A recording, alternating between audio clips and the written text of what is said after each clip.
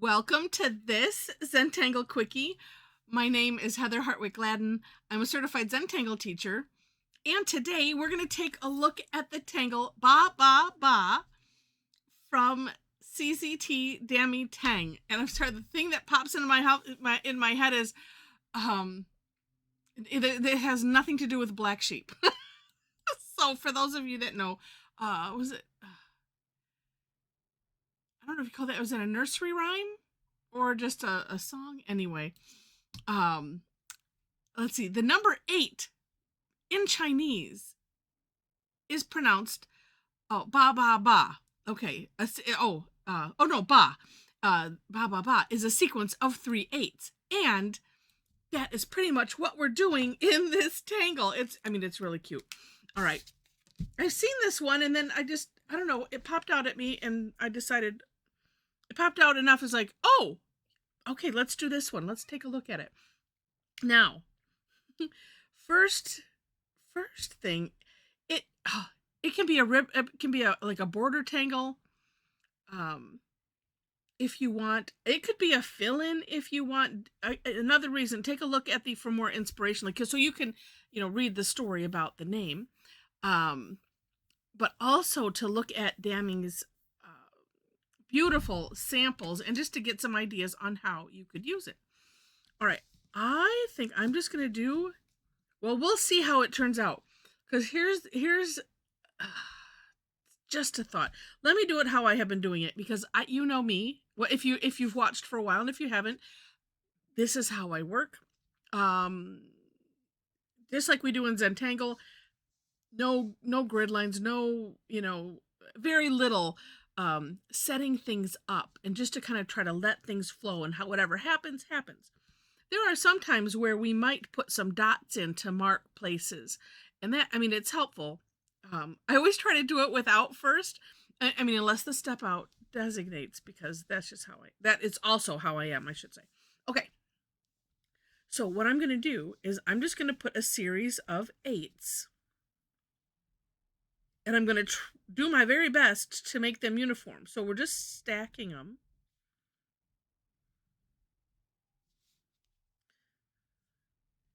We'll see how many I get. Oh, we'll get a little partial there, but we'll fill that in afterwards. Okay, and then I need a drum roll. I need to get sound effects. I've said this for years. I used to have an app on my phone that it was like buttons, and there were sounds, and it was so fun. And then all of a sudden they wanted to charge a whole lot for it, and I'm like, yeah, no, not worth it. I should find something else though. Anyway, getting out of the weeds there, so I'm gonna just eyeball, and we'll see how close we get. It is rather forgiving, and if it ends up going really south, that's the fun part to me in Zentangle, is figuring out, oh, well, where do we go from here? And I know some people, it's like, okay, either just really, really, really don't like that, or just not there yet. And that's okay. All right, so pretty close, because what we do next is just turn your tile, turn your paper, and we're going to do more 8s. And I'm going to try to make this one maybe a little thinner. I don't know.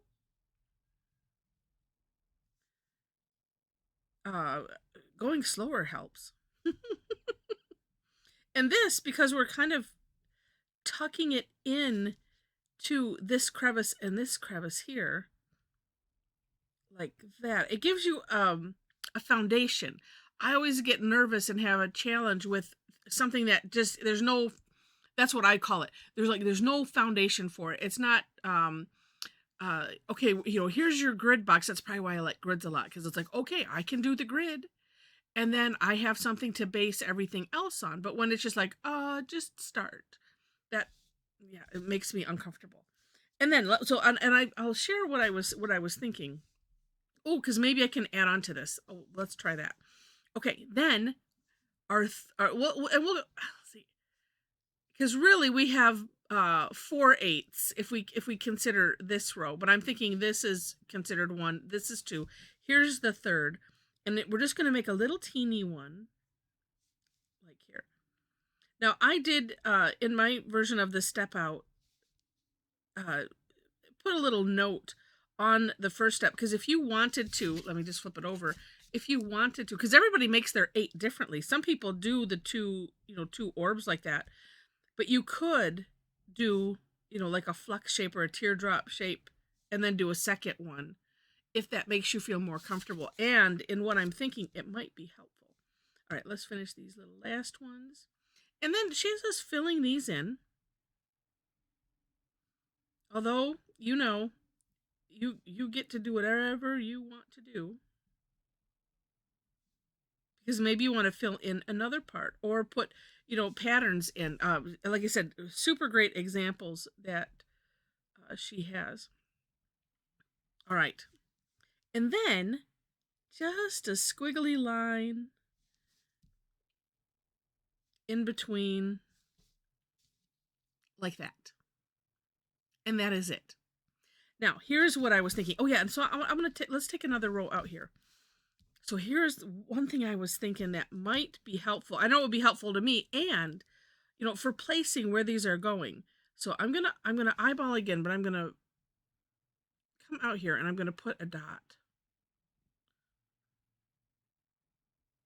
Because what I'm thinking is,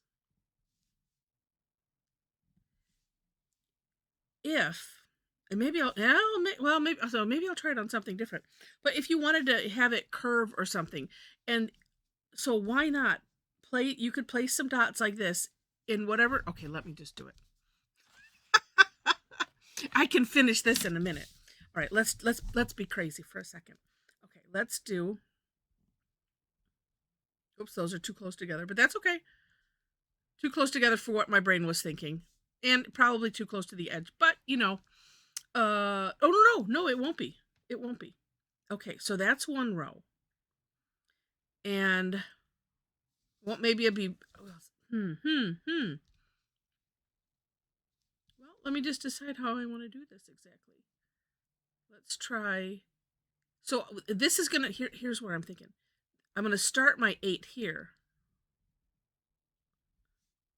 like that, and then this one. All I have to do is reach up and have it touch the one before, and this just kind of go halfway in between, right? So then I'm thinking, well, let me just finish that, I guess. Because I'm thinking you could put your, 2 sets of dots first and then go from there. All right, I'm going to have to redo my step out because I kind of like this.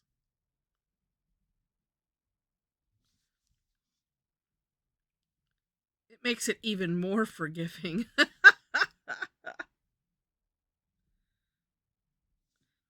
I like my 8s a whole lot better. See how nervous I was? They just look horrible. No. That's my story. I'm sticking to it.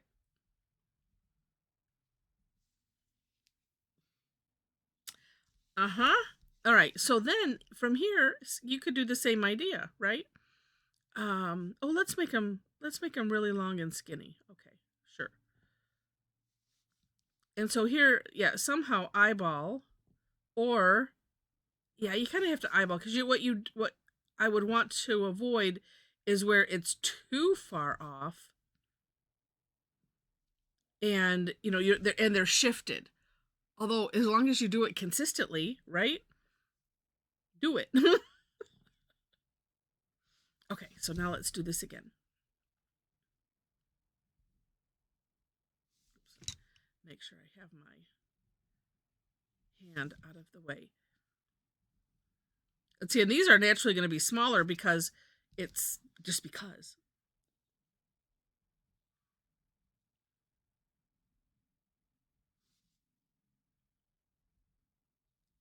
Yeah, well, you tell me in the comments if you think this way is helpful.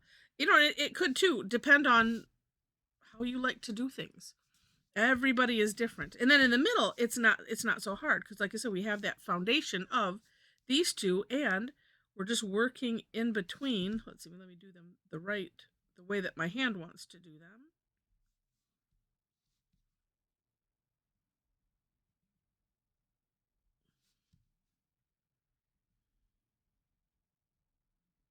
And I really, well, see, I really like some of Damy's samples, and they're more like this, where the 8 part, it's more elongated, and it has a really, really neat look. So it's like, okay, I will aspire to do that, but it's just in the playing, and then how far apart you have things set.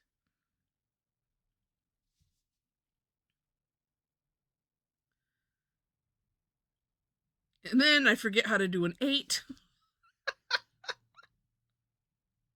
Wait, where am I starting again? Oh, yeah, that's right. Because on here, I'm liking to start from here, from the one crevice, and then work to the next, and then back up. Okay. I like it.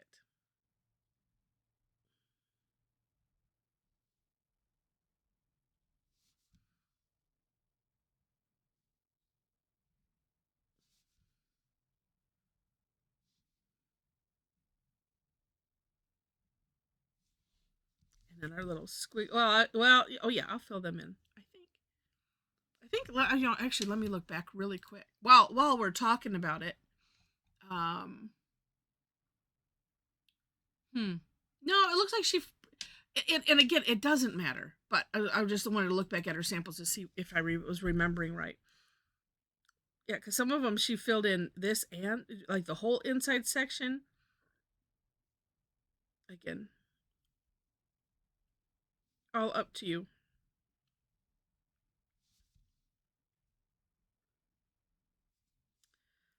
Okay, I like this better than the first one.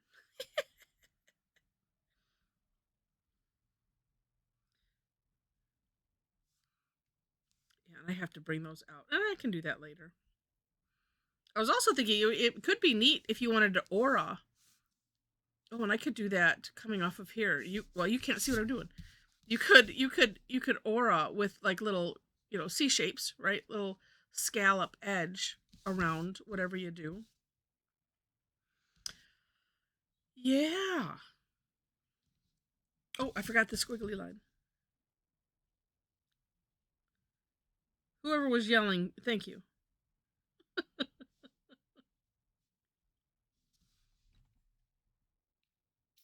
Yes. Rather neat. Now, for shading,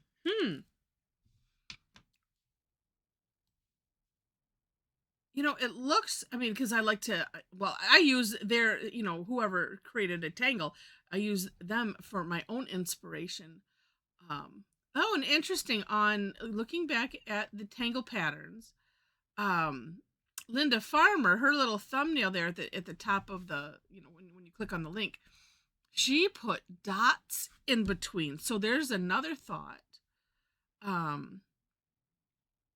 Yeah, and mine are rather small, so it's kind of hard to put anything in. Although I could. I did this in my step out.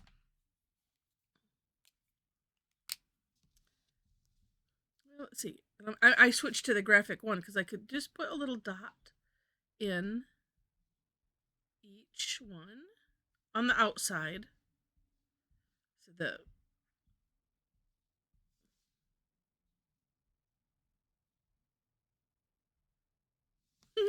it gets a little small. Just depends on how much I mash it in as I'm tapping it here. Then you could also, I mentioned doing scallops, but let's do this. Let's do it with the graphite.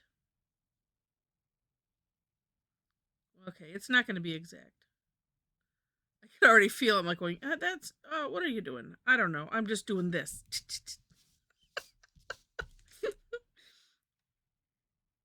Sometimes that's what happens, and we just don't worry about it. Well, I don't worry about it.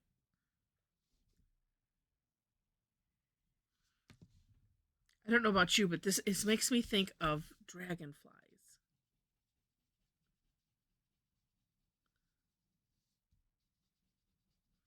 See, and it doesn't matter because we're just gonna, smush it around anyway, like that. You see it a little bit.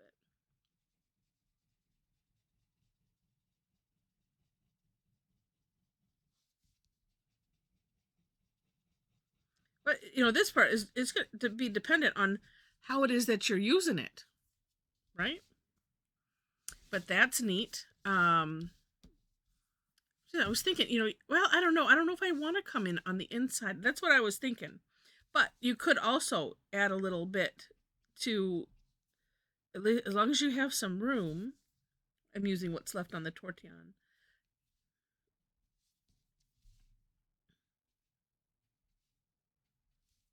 And I'm running out. Oh no, just keep turning it, and we have enough there. And then it gives it a little bit of dimension in there. Yeah, so I like it. Okay, well, I'm going to finish this one as I tell you, or I ask you first. If you've enjoyed this, and I hope you have, please click on the like button. And if you liked it enough to see more, would love to have you be a subscriber to the channel. In that description section, you will find links to the step outs, as I mentioned, and I always do my own version, which, yeah, I'm gonna adjust that first box and put this suggestion with with a dot as a placement, because I think that it's helpful, if I do say so myself. Then apparently I can't tangle and think to talk at the same time. So link to step outs. Below the links to the step outs, you will find my link tree. So if you would like to connect via social media, you will find all of those links there. Also, links to where I post classes. I do, if you don't see a price on like the graphic, or if the instructions don't say anything about, there's usually some kind of instruction about registering, then it's a free class. I don't, it's kind of silly, and I don't know if I did it on purpose or not. I think at this point I'm like, well, no, I'm just going to leave it the way it is. But unless you see a price, it is free. And would love to have you come and join us. So on Thursdays, I do something called Tangle Time. And it is where we take a tangle or two and play with it and have fun. If you see some of the posts, if you've not watched ones that have more than just, one or two bijou tiles, ones that usually have color or something, that is usually the result of a class. And so whatever tangle that we present, we also have fun with. That's also the daily tangle, and that's what this is. So, where was I going? Oh, so just to give you an idea to look at, that's kind of what we do. I also have some of the replays are posted on the YouTube channel. If you click on my name, let's see, I'm going to figure out a way to shade this. Oh, maybe I'll just do the same thing, because that was fun. Oh, but I should go off the edge. Okay. What was I saying? Oh my goodness. Let's see. I'm gonna put. We'll finish this really quick. Like that. I just want to get these partials in there. Partials take a lot of thought, apparently. Like that. This one will be easy. Oh, and I gotta get the squiggles in there. Thank you for whoever was telling me. All right. Oh yeah, and it does miss that one. So this will be a big squiggle. That will be a big squiggle. This one will have one in between, sort of, kind of, off the page. There we go. All right. I was talking about the free classes and laughing at myself because I don't put, this one is free. But that way, but we have a lot of fun. And that way, like I said, you can get an idea of what we do. If you want to watch the replays, I work to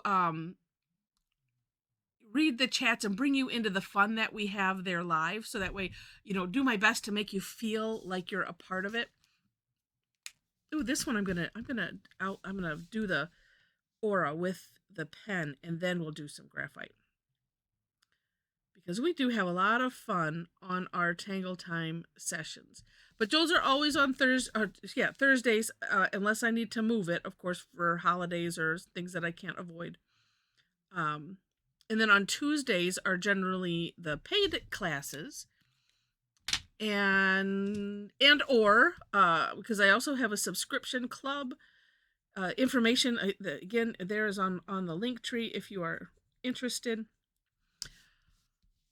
I always say come check us out for free and see if you like us enough.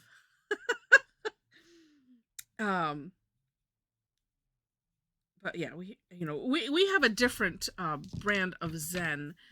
We throw laughter and just general not taking ourselves too seriously, because it's very helpful to not take yourself too seriously.